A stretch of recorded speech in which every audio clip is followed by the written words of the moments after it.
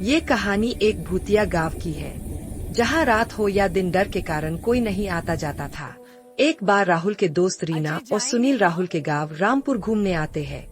राहुल, सुनील और रीना एक दूसरे से मिलकर बहुत खुश होते हैं।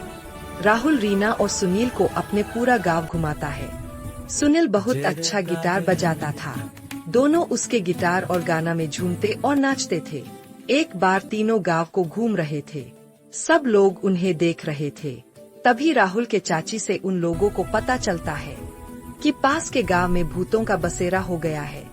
अब वहां कोई आता जाता नहीं है। रीना और सुनील को उस गांव को एक बार घूमना था। तभी सुनील बोलता है, चाची बता रही है वहां कोई आता जाता नहीं है, चलो एक बार देख कर आते हैं। राहुल भी हाँ बोलता है। फिर वो तीनों रात में निकल जाते हैं। पास का गांव जाने के लिए उन्हें एक भूतिया जंगल को पार करना था। वे जंगल को पार करने के लिए जंगल पहुंच गए। जंगल में अजीब अजीब आवाजें आ रहे थे। आवाज को सुनकर सबको डर लग रहा था। सब जंगल में चलते जा रहे थे। रास्ते में एक घर दिखा जो दिखने में बहुत अच्छा था। वे आवाज लगाते दरवाजे को धक्का देते हैं। दरवाजा खुला था। अंदर जाके देखा तो एक बूढ़ा आदमी बैठा था।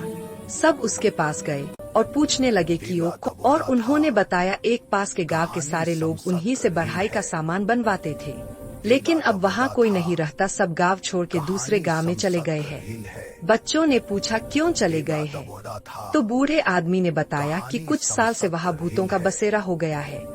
रात को वह अजीब अजीब आवाजें आते हैं और बहुत से परछाई दिखाई देते हैं।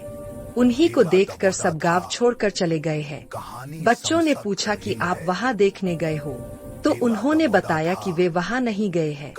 जब उस गांव से लोग सामान बनवाने आते थे, तब वे लोग उस बूढ़े आदमी को बताते थे।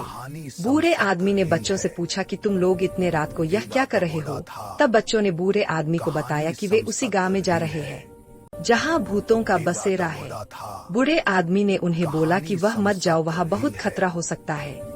बच्चों ने बोला कि वे यह तक आ ही गए हैं तो देख ही लेते हैं, और वे बुरे आदमी से इजाजत लेते हैं और वहां से निकल जाते हैं। फिर आधे जंगल को पार करके वे वो गांव पहुंच जाते हैं। वहां पहुंचने के बाद उन्होंने देखा कि वहां बहुत से आवाज आ रहे हैं और बहुत से परछाई दिखाई दे रहे हैं। उन्हें बहुत डर लग रहा था, लेकिन वह हिम्मत दिखाते हुए सभी कमरों में जाकर ढूंढने लगे आवाज कहां से आ रही है। बहुत से कमरों में ढूंढने के बाद उन्हें एक कमरे में एक संदूक मिला। संदूक भी इधर उधर जा रहा था, लेकिन पकड़ कर वे संदूक को खोलने पर उसमें एक खत मिला।